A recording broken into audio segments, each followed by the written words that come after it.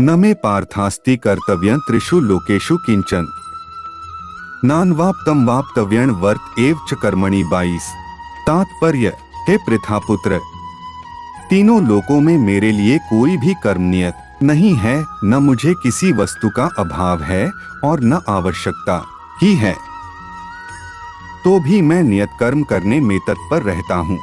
यदि यह न वर्तेय जातु कर्मण्यतन्द्रितः मम वर्तमानुवर्तन्ते मनुष्याः पार्थ सर्वशः 23।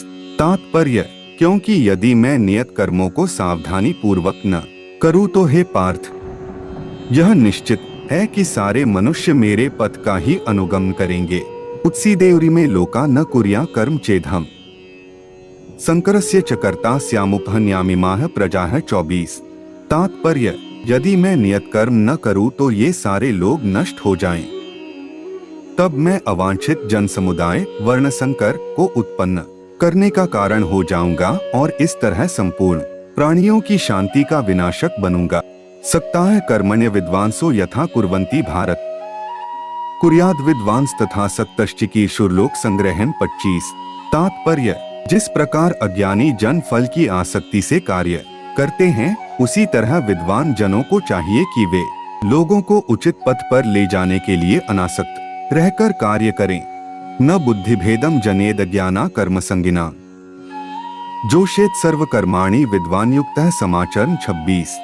तात्पर्य, विद्वान व्यक्ति को चाहिए कि वह सकाम कर्मों में आसक्त अज्ञानी पुरुषों को कर्म करने से रोके नहीं, ताकि उनके मन विचलित न हो, अपितु भक्ति भाव से कर्म करते हुए वह उन्हें सभी प्रकार के कार्यों में लगाए, जिससे कृष्ण भावनामृत का क्रमिक विकास हो। प्रकृतेः क्रियमाणानि गुणैः कर्माणि सर्वशः अहंकार विमूढ़ात्मा कर्ताहमिति मन्यते 27। तात्पर्य, जीवात्मा अहंकार के प्रभाव से मोहग्रस्त होकर अपने आप को समस्त कर्मों का कर्ता मान बैठता है, जबकि वास्तव में वे प्रकृति के तीनों गुणों द्वारा संपन्न किए जाते हैं। तत्ववित्तु महाबाहो गुणकर्म विभाग्यो है गुणा गुणेषु वर्तन्त इति मत्वा न सजजते 28। तात्पर्य, हे महाबाहो, भक्ति भावमय कर्म तथा सकाम कर्म के भेद को भली भांति जानते हुए जो परम सत्य को जानने वाला है, वह कभी भी अपने आप को इंद्रियों में तथा इंद्रिय तृप्ति में नहीं लगाता। प्रकृतेर गुण सम्मूढ़ाः सज्जन्ते गुणकर्मसु तानकृत स्त्रविदो मंदानकृत स्नविन विचालित 29। तात्पर्य, माया के गुणों से मोहग्रस्त होने पर अज्ञानी पुरुष पूर्णतः भौतिक कार्यों में संलग्न रहकर उनमें आसक्त हो जाते हैं। यद्यपि उनके ये कार्य उनमें ज्ञानाभाव के कारण अधम होते हैं, किंतु ज्ञानी को चाहिए कि उन्हें विचलित न करे। मयि सर्वाणि कर्माणि संन्यस्याध्यात्मचेतसा निराशीर्निर्ममो भूत्वा युध्यस्व विगतज्वरः 30। तात्पर्य, आथ हे अर्जुन, अपने सारे कार्यों को मुझ में समर्पित करके मेरे पूर्ण ज्ञान से युक्त होकर लाभ की आकांक्षा से रहित, स्वामित्व के किसी दावे के बिना तथा आलस्य से रहित होकर युद्ध करो। ये में मतमिदं नित्यं नुतिष्ठन्ति मानवा है श्रद्धावंतों सुयंतो मुच्यन्ते तेपि कर्मभिः 31। तात्पर्य, जो व्यक्ति मेरे आदेशों के अनुसार अपना कर्तव्य करते रहते हैं और इम्प्यार्हित होकर इस उपदेश का श्रद्धा पूर्वक पालन करते हैं, वे सकाम कर्मों के बंधन से मुक्त हो जाते हैं। ये त्वेतद्भ्यसूयन्तो नानुतिष्ठन्ति में मतम सर्वज्ञान विमूढ़ांस्तान विद्धि नष्टांचेतस 32। तात्पर्य, किंतु जो ईश्वश इन उपदेशों की उपेक्षा करते हैं और इनका पालन नहीं करते, उन्हें समस्त ज्ञान से रहित, दिग्भ्रमित तथा सिद्धि के प्रयासों में नष्ट भ्रष्ट समझना चाहिए। सदृशं चेष्टते स्वस्याः प्रकृतेर्ज्ञानवानपि प्रकृति यान्ति भूतानि निग्रह की करिष्यति 33।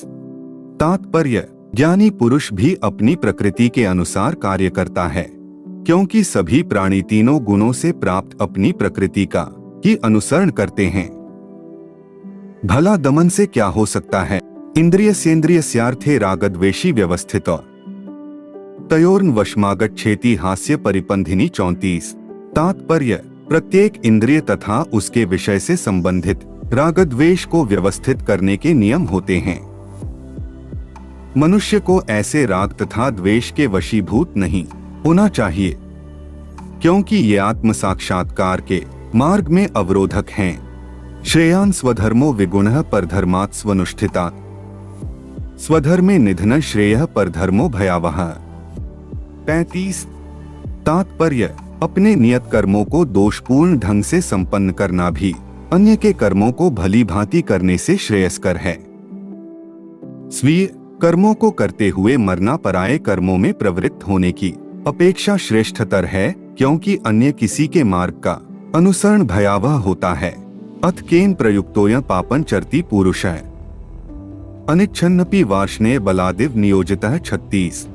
तात्पर्य: अर्जुन ने कहा, हे वृष्णिवंशी, मनुष्य न चाहते हुए भी पाप कर्मों के लिए प्रेरित क्यों होता है? ऐसा लगता है कि उसे बलपूर्वक उनमें लगाया जा रहा हो।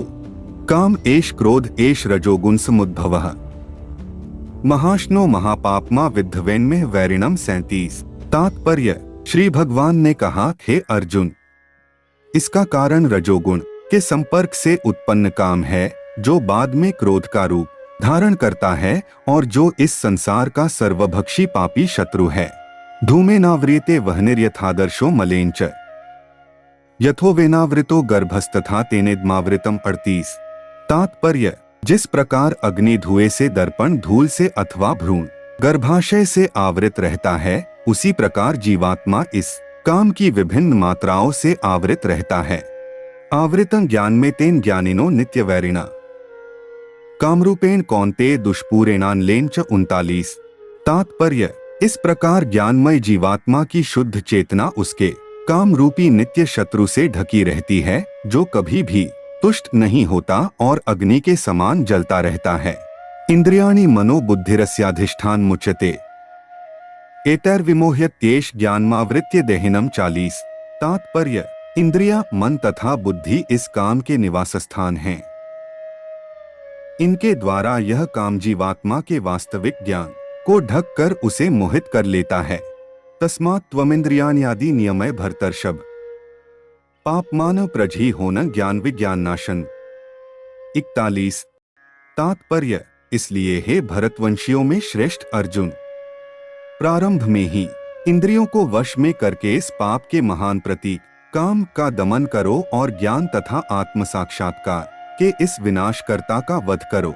एवं बुद्धेः परं बुद्ध्वा संस्तभ्यात्मात्मना जहि शत्रु महाबाहो कामरूपं दुरासदम्। 43। तात्पर्य: इस प्रकार हे महाबाहो अर्जुन, अपने आप को भौतिक इंद्रियों, मन तथा बुद्धि से परे जानकर और मन को सावधान आध्यात्मिक बुद्धि कृष्ण भावनामृत से स्थिर करके आध्यात्मिक शक्ति द्वारा इस कामरूपी दुर्जय शत्रु को जीतो।